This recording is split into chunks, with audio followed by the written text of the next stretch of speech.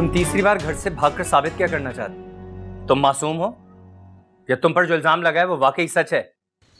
मुझे किसी को कुछ साबित करने की जरूरत नहीं है। जिसको जो समझना है समझ ले। मरियम, कहाँ हो तुम?